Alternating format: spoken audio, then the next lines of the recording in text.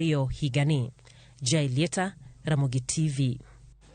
Kadhini mwili ni jotende azimio la umoja Raila Odinga osayo pinyi Israel koma mojo Gaza kendo hinyo jopinyi kinde magikedo kod kwith mara Hamas. Raila manyo loso Mombasa osayo nek masani geto koda kanyithindo koda jomamine. Nikiwa hapa nataka kutoa shauri kwa bwana Netanyahu. Waacha kuua watoto wa Arabu wa Palestina kule Palestina.